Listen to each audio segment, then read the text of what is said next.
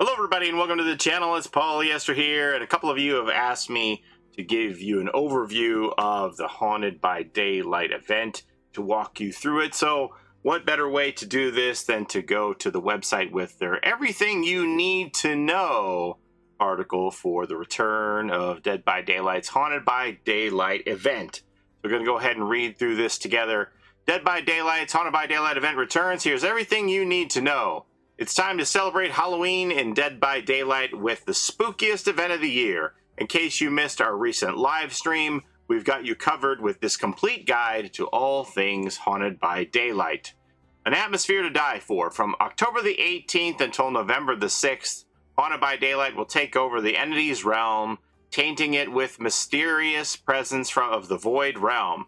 Not only that, but familiar sights like generators and hooks will also undergo a spooky transformation. The Blood Web will also see the return of the Will-O-Wisp flashlight, the All Hallows Eve lunchbox medkit, the Blight Serum, and the Arcane Dowsing Rod Blood Point offering. This is what the lobby's going to look like here, and you can see that void in the background here and the spooky blue colored pumpkins in the foreground.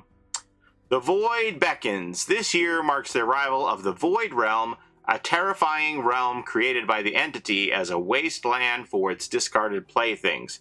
For the first time, the Void Realm is explorable, and its presence will have an immediate impact on the trials for both killer and survivor. So how does it all come together on the gameplay side? Collect Void Energy. Like last year, players must complete specific objectives to collect Void Energy. For survivor, that means repairing Halloween generators, stunning a killer that is carrying Void Energy, and destroying pumpkins. For killer, they get their Void Energy by hooking survivors on Halloween hooks, downing a survivor who is carrying Void Energy, and destroying pumpkins. Ah, that's a Legion with a candy blade there, and then that is the Void Energy depository, I believe, here. Let's see. So that is the generator. Interestingly, this device that is on the top of the generator, we see this in the lore for Vittorio sitting on his desk, whatever this mechanism is that draws this void energy. Vittorio seems to have known about it for quite some time. And there's your Halloween hook there with the vial on the side. Stomping the pumpkins. They can also collect void orbs, which float towards the player when approached. After sufficient void energy has been collected, seek out one of 4 unstable rifts to deposit your hull and activate that rift. Once enough collective void energy has been deposited across all the unstable rifts, all rifts will become portals to the Void Realm, which you'll be able to enter. Entering the Void. When you step into the Void Realm, don't be alarmed. Okay, you can be somewhat alarmed. Killers will be undetectable while in the Void Realm, but they will not be able to use their powers, and at the same time, survivors will be exhausted and broken if already injured or injured in the Void Realm. You won't find any generators, pallets, lockers, chests, or totems in the Void Realm. There are hooks, but when a survivor is placed on one, they will instantly be transported to a hook on the map. There are ghostly figures called haunts, the spirits of those drained and discarded by the entity. Provide them with 12 void energy to capture them and release them from the void and into the map. Note that the void will close 2 minutes after spawning or once all the available haunts have been released. So this swirly thing is your portal into the void here. Those are some great looking outfits here, by the way, for the Knight and Meg. Haunted by Daylight. Once a haunt has been released, their aura is revealed, and from there, it can impact players in various ways, acting as either a boon or a trap. For survivors who complete the release, they will immediately gain a boost for a brief duration, consisting of haste, endurance, and 20% faster action speed. Their held item will also be refilled to 50%. Interesting. For killers who completed the release, they will also immediately gain a boost for a brief duration, consisting of haste, undetectable, and 20% faster action and cooldown speed. Ooh.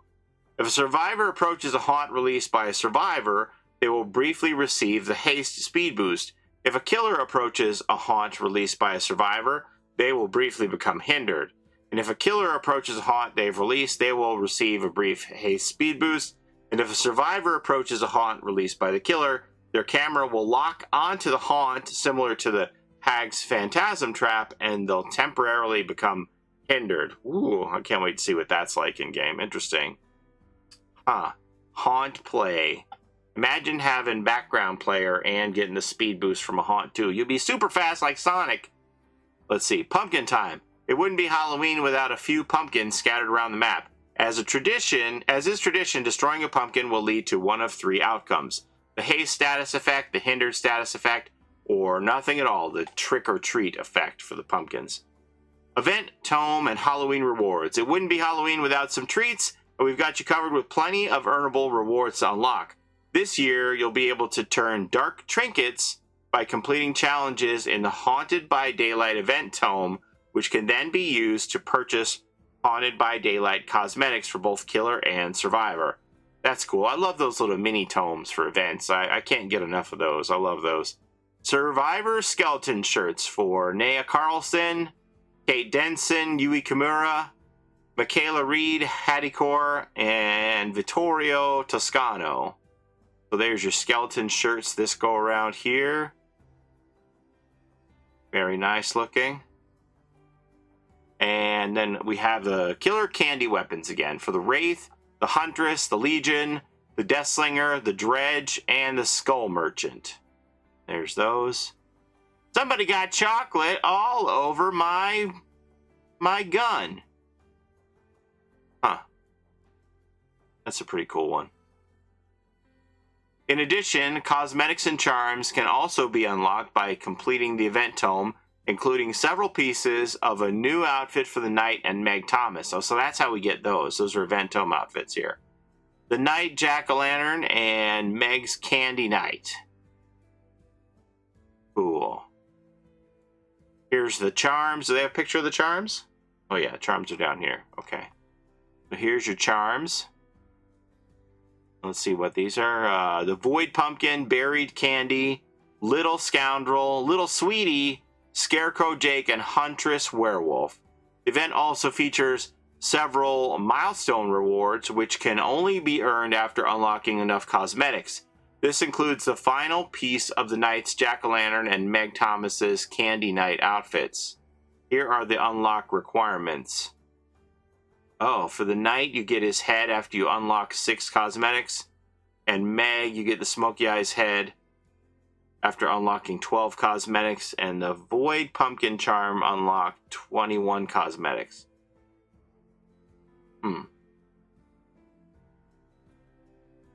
That'll make more sense once we're doing it, I guess.